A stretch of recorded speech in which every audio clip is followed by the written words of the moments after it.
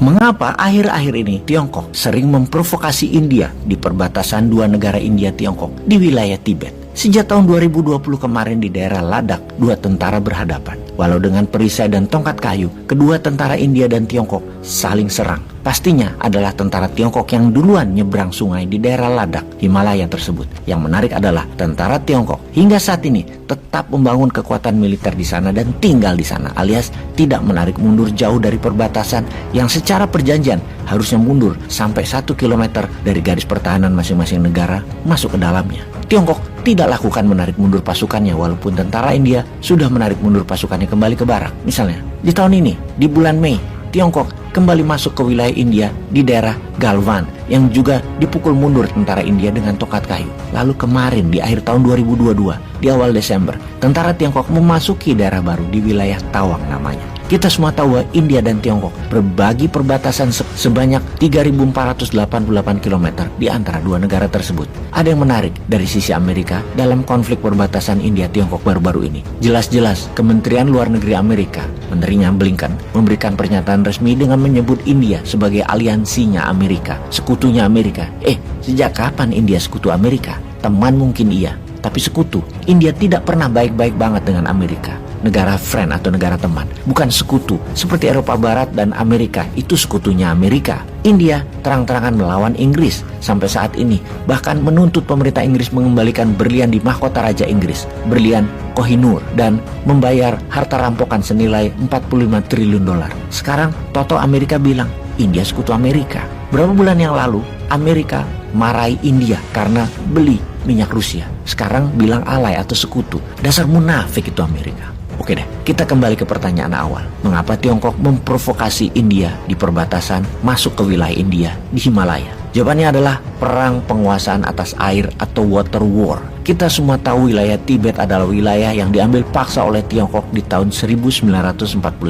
Tibet adalah wilayah spiritual, tidak ada tentara di negara tersebut. Dan dengan mudahnya, pasukan Mao Zedong mengambil Tibet. Yang diambil hanya satu sebenarnya, yaitu cadangan sumber airnya bisa menghidupi Tiongkok sampai 1000 tahun. Yang berhubungan dengan India itu apa? Sebuah sungai dari wilayah Tibet yang melewati 3 negara, Tiongkok, India, dan Bangladesh, bernama Sungai Brahmaputra. Sebuah sungai sepanjang 4.000 km dari wilayah Tiongkok sampai ke Teluk Benggala. Tiongkok berencana akan membangun dam dan pembangkit listrik di wilayah Gyaka di wilayah Tibet, juga akan mengubah aliran sungainya untuk pertanian di sisi tengah negara Tiongkok. Yang jadi masalah adalah Tiongkok bukan hanya membangun satu pembangkit listrik tenaga air dan jaringan irigasi, namun 4 pembangkit listrik di Dagu, Gyaka, Zangmu, dan Sichu, bersentral di Gyaka. Nah, untuk rencana itu semua, ada sebuah wilayah yang penting yang dikenal dengan nama Great Bend karena sungainya berbelok tajam di daerah Namcha Barwa. Di sini harus dibangun dam bendungan besar, yang mana itu adalah wilayah India. Jreng-jreng, inilah wilayah yang diperebutkan dua belah pihak. Karena bagi India, ini adalah perang karena sungai Brahmaputra saat ini debitnya mulai menurun.